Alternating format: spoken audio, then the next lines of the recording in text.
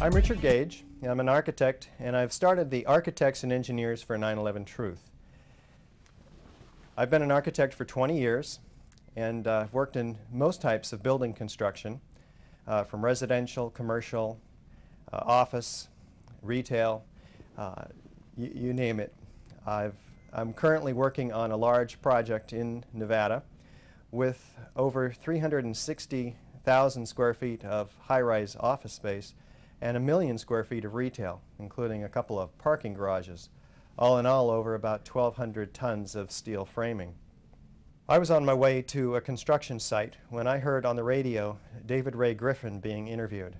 I had never heard anything about the World Trade Center other than the official story, and what I heard from him being interviewed on KPFA in Berkeley, California, was shocking to me. I heard evidence of controlled demolition, and I had to pull over and listen to the rest of this interview. He was talking about beams being hurled 500 feet laterally, concrete being pulverized, no stacks of 110 floors at the bottom of the World Trade Center. It went on and on and on, including sounds and sights of explosions heard by 118 fire and other first responders. I was moved to find out if this is true or not, and over the last 14 months I determined that this is indeed true, and it changed my world, turned it upside down, in fact, inspiring me to found the Architects and Engineers for 9/11 Truth. In your quest over that year plus to investigate the claims of David Ray Griffin, was it a gradual realizing that the official story was a fraud, or did it finally, was there a flashpoint where you just, then all the pieces came together? I'd have to say it was pretty quick, because everything made sense. There's no part of the official story that made sense. As I reread the official story in light of the evidence for controlled demolition, it fell together pretty rapidly, and I knew what I had to do within a couple of weeks. It just came to me. We had pilots for 9/11 Truth. We have scholars for 9/11 Truth. I said, where are the architects and engineers? Who's pulling them together? There was nobody. So I founded the Architects and Engineers for 9/11 Truth. We had one. I was the first one. Then we had the second one. Now we have 160 altogether. And within 1 year, we'll have 1,000. The first presentation that I gave to the firm that I worked for, of 15 architects, almost all of whom were skeptical. I would say 14 out of 15 signed up. So that got me to 16 architects.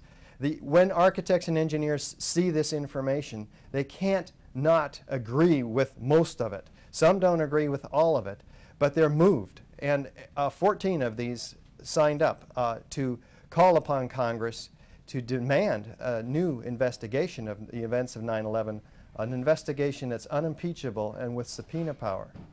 How important is Kevin Ryan's story early on when he becomes aware in his own firm that they've done a secret study and found that the official story doesn't hold up and he's told to shut up? Can you just walk through in a nutshell the Kevin Ryan story?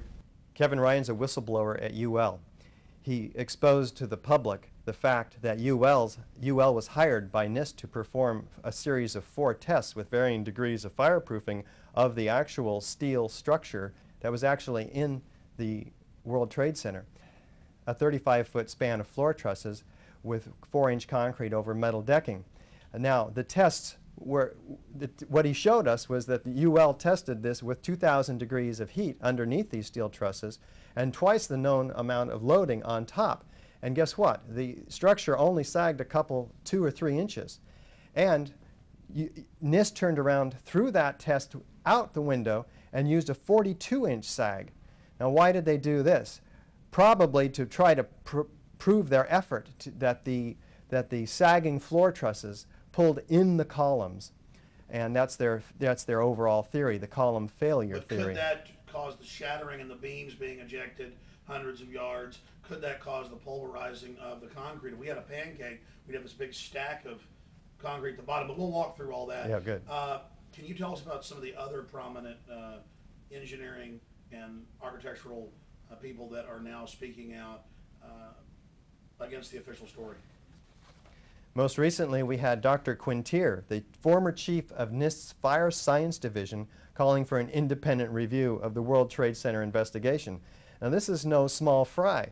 This gentleman is halfway to realizing that these buildings were demolished himself. But what he notes particularly is the deficits in the NIST review, and says that we need a complete new review. He calls for them to be unarchived, made public, and to get to obtain a new investigation. We also have Joel Hirshhorn, a PhD who served 12 years as senior staff member, Congressional Office of Technology Assessment. He's calling for a new independent 9/11 investigation, saying, first, let the technical truth emerge. Then, if necessary, cope with the inevitable political conspiracy and other questions. What we have to get down to is the science. And once you get to the science, it's indisputable. The official story is so full of non-science, of myth, of fable, that people are waking up left and right. For instance, Lynn Margolis, PhD, member of the National Academy of Sciences and world-renowned scientist, characterizes the official account of 9/11 as a fraud and is calling for a new investigation. She says, I suggest that those of us who are aware and concerned demand that the glaring, erroneous official account of 9/11 be dismissed as fraud and a new, thorough, unimpeachable investigation be undertaken. Next, we have a member of AE 9/11 Truth, J. Marks Ayers, former member of the National Institute of Science's Building Safety Council and former member of the California Seismic Safety Council, calling for a new investigation. He says it's a rallying cry for all building design experts to speak out. Is this the way Professor Jones and many others have described this, and it really fits the bill for other scientific controversies we've seen, like when they got mad at Copernicus for saying that the world was really round, and then Galileo saying that the Earth orbited the sun, not the sun the Earth. And then for a while, the government and the media and the church at the time were able to suppress them. But then very soon it creates a debate scientifically that then verifies their discoveries. But you guys aren't even fighting over really new scientific laws. You're fighting for what's known about scientific laws and how buildings fall. Can you, you want to, any comments just in the whole scientific debate? Or? You framed that well.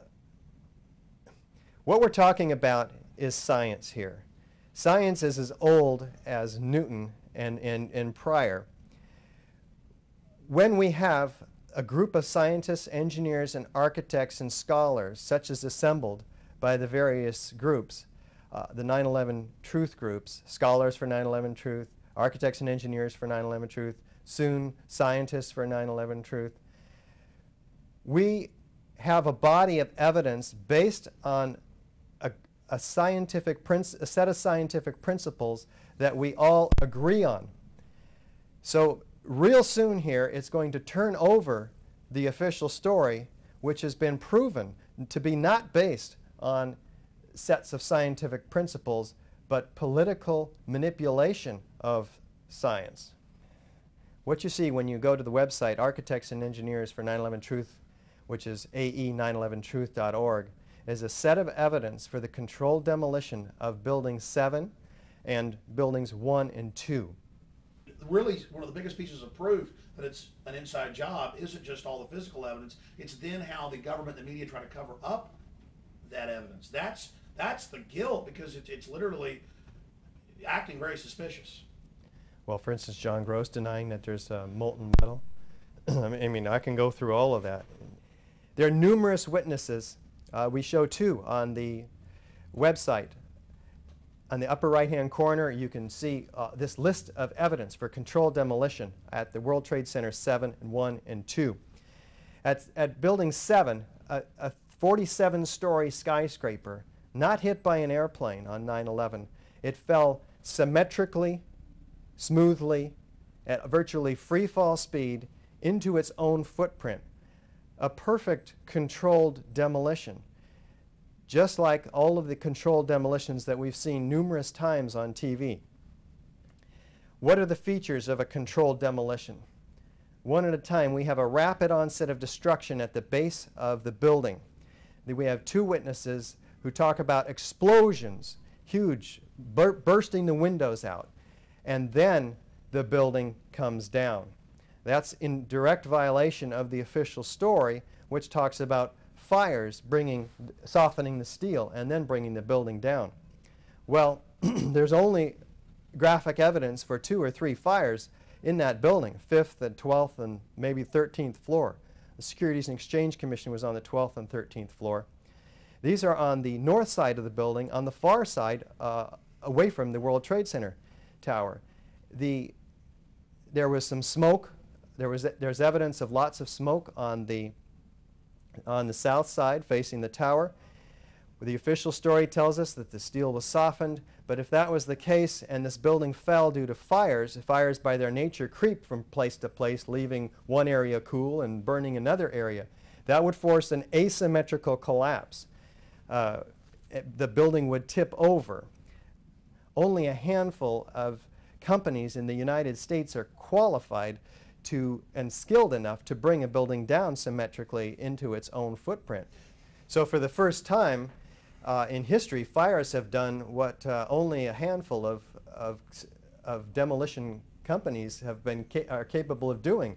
And they don't always do it perfect. There are a number of rather hilarious examples of controlled demolitions gone wrong. But this one was beautiful at the World Trade Center 7, if it weren't otherwise so tragic. So we have a rapid onset of destruction at the base with these explosions. Then we have the sounds of explosions heard by the witnesses, Craig Bartner of the New York Police Department and another emergency responder. We have this symmetrical collapse. It doesn't tip over at all. It goes straight down into its own footprint. We have evidence of squibs in World Trade Center 7. These are mistimed explosions. They go off at the wrong time. Look on the website at the upper 7 stories on the right side of the building in the flash video. You'll see poof, poof, poof, poof, poof, synchronistically timed, floor by floor, puffs of dark smoke, which is also direct evidence of controlled demolition.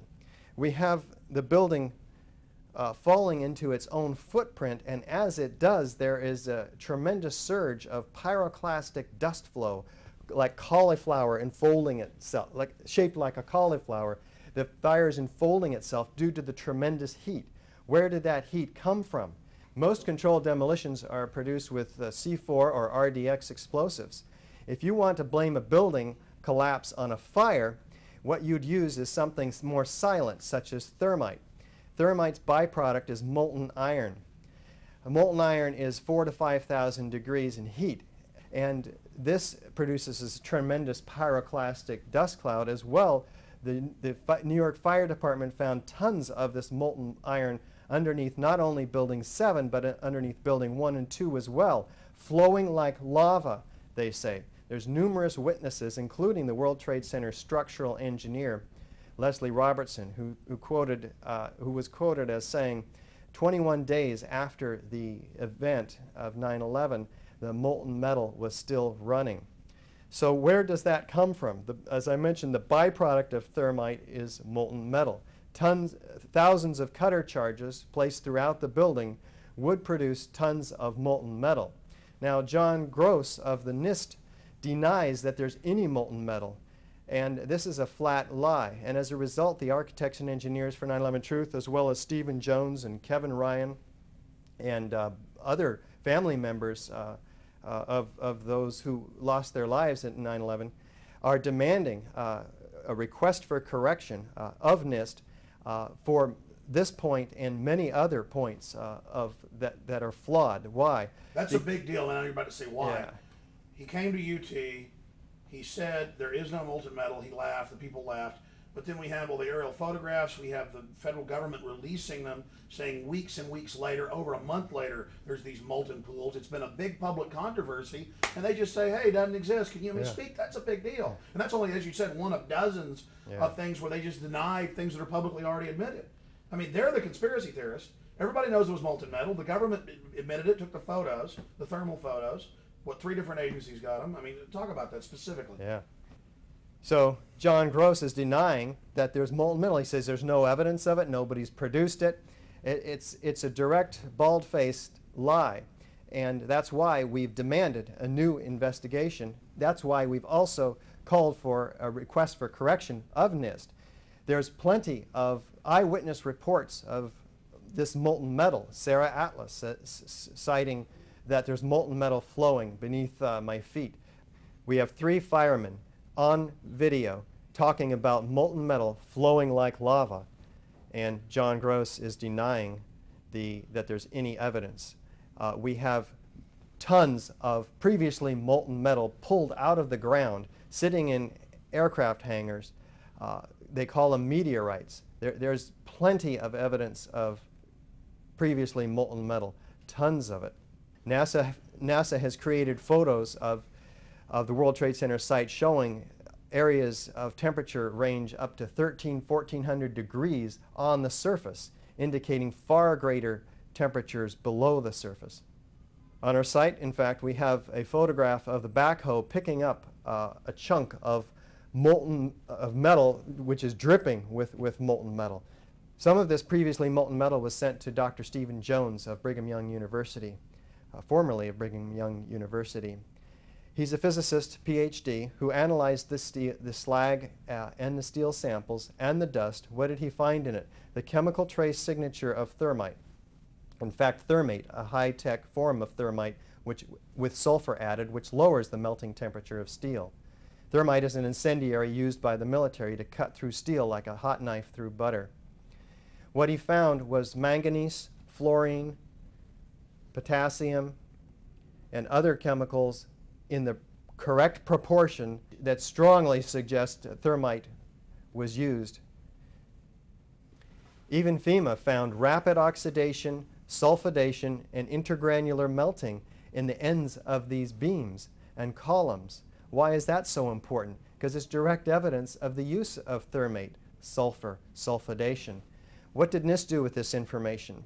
Nothing. They dropped it out of the whole picture in an effort to hide all of the evidence for controlled demolition. This is a crime. We have expert corroboration for controlled demolition. Danny Jawenko, a top European controlled demolition expert, cited this is a controlled demolition. A team of experts did this. Without a doubt, it's professional work. Hugo Bachmann,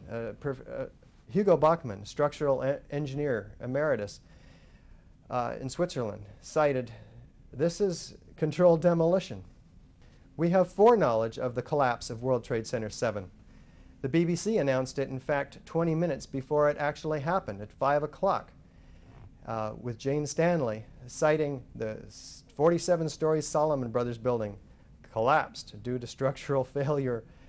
Well, never before in history had a high-rise building collapsed due to structural failure from fires. And she's announcing it 20 minutes before it happened. Well, the BBC apologized for the mistake, citing the confusing events of the day. The firemen had pulled out all of their resources from the building early in the afternoon, and they're looking at each other wondering why they're not fighting the fire. And there's some people who are telling them the building's going to come down. Well, again, never before in history has a building come down. It's a high-rise, steel-frame, fireproofed building come down. And there's hundreds of examples, by the way. For instance, in Caracas, Venezuela, the 56-story building burned for 17 hours over 26 floors. In Los Angeles, 3.5 hours over 5 floors, the First Interstate Bank. In Philadelphia, the Meridian Plaza building burned 18 hours over 8 floors. And in New York, 50-story building, it burned for 6 hours. But these were large, long-lasting, and very hot fires. And every one of those buildings is in use today. What we're talking about is 2 or 3 small fires in World Trade Center 7, and it comes straight down symmetrically into its own footprint as a result. We don't think so. This is why we demand a new investigation of Congress with subpoena power. The gravitational kinetic energy available in the collapse of the two twin towers, for instance, has to account for the crushing of 80,000 tons of intact structural steel beneath it. 2, the production of molten metal, which we've talked about, tons of it. 3, the pulverization of concrete to a fine powder ranging from 10 to 100 microns in size, and some gravel. 4, the expansion of the pyroclastic dust clouds to 10 times the volume of the building. Now, the 100,000 kilowatt hour available gravitational potential in each tower cannot account for even one of these, let alone all 3. The collapse of World Trade Center 1 and 2 is quite different. Architects and engineers are not trained with controlled demolition. We have to rely on the so-called experts. And these so-called experts are highly compromised due to their $10 million contracts, some of them, Therese McAllister, Gene Corley. All of them. Everyone I've ever seen's got like John Gross. $3 million defense contracts, government contracts, I mean, all of them, or they were on federal boards. I mean, it's a joke. At World Trade Center 1 and 2, we have the onset of destruction at the point of the jetliner impacts, because we're being led to believe that this was produced by fire. So what we have, instead of a classical controlled demolition of an implosion, we have an explosion where beams and columns are dismembered from each other. These are welded moment frame connections in the core structure of the World Trade Center 1 and 2. They're blown up to 500 feet laterally, impaling themselves in the surrounding windows. There's blast waves that blew out windows 400 feet away. There are bone fragments the size a half an inch, 700 of them found on the Deutsche Bank building across the street, on that building alone. Why are they so small? A gravitational collapse cannot account for that kind of a mechanism. Can you break that down in layman's terms, that little fires in a building collapsing, it's going to be in a big pile, it's not going to be pieces of bone blown across the street on top of buildings? I mean, these fires were on their way to going out. The South Tower was virtually out. Chief Oreo Palmer, in fact, reached the 78th floor stating, "I can put it out with 2 lines, 2 small pockets of fires." So how did these small fires put 700 bone fragments on top of the Deutsche Bank building across the street? Bone fragments that small. A gravitational collapse would encase most of the bodies inside of it and taking it down. Of the 1,000 recorded interviews of first responders, we have 118 of them talking about explosions and flashes of light. This was only secured as a result of the New York Times suit against the city and won by the New York State Court of Appeals. Why were they trying to hide it? Because these 118 eyewitness accounts of explosions and flashes of light prior to the onset of collapse are key. At the North Tower, in the gaping hole left by the airplane, we have a woman waving for help. There's no raging inferno. So how can that fire that isn't even destroying most of the people in the building at the point of the jetliner impact hurl beams all of a sudden 500 feet laterally? Again, the amount of energy in that fire, is it melting the humans? Is it burning the humans? Is it killing the humans?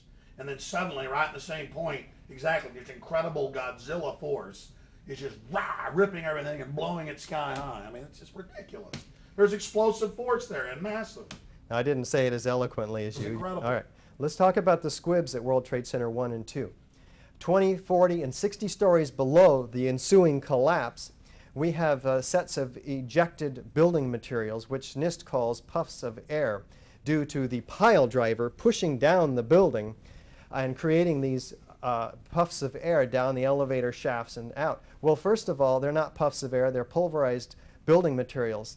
Second of all, these are explosive speeds of 100 to 200 feet per second.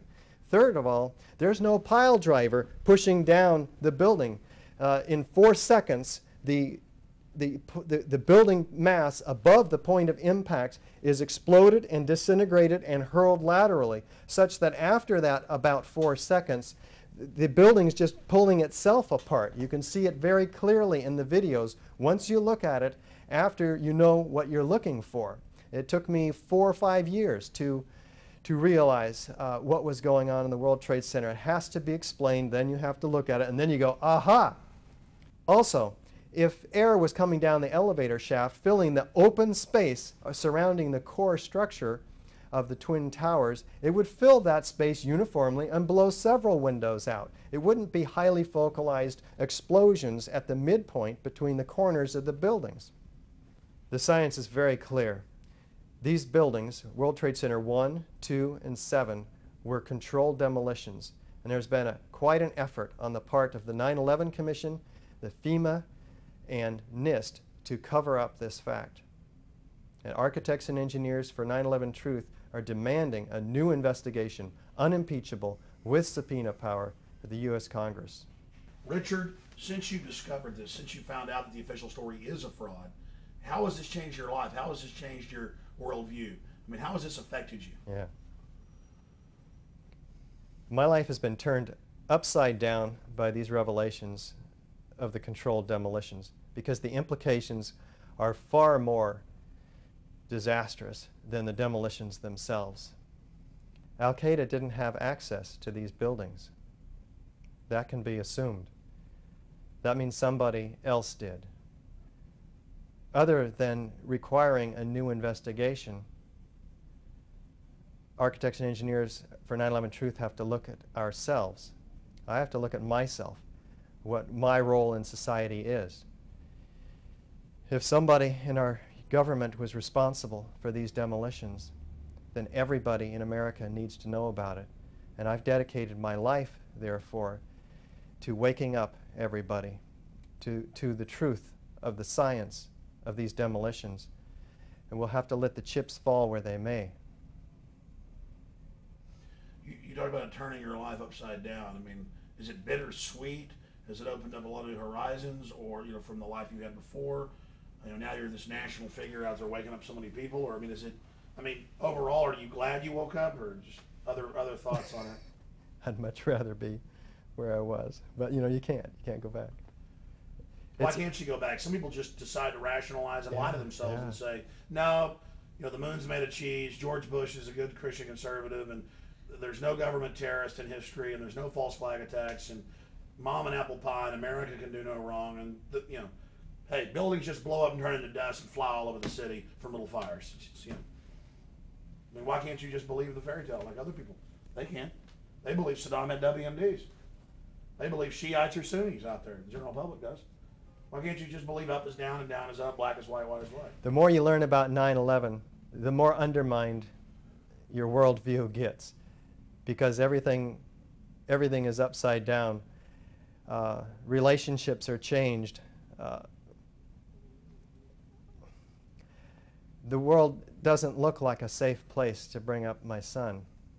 I'm not able to go about life normally anymore. I have a job. I'll keep my job.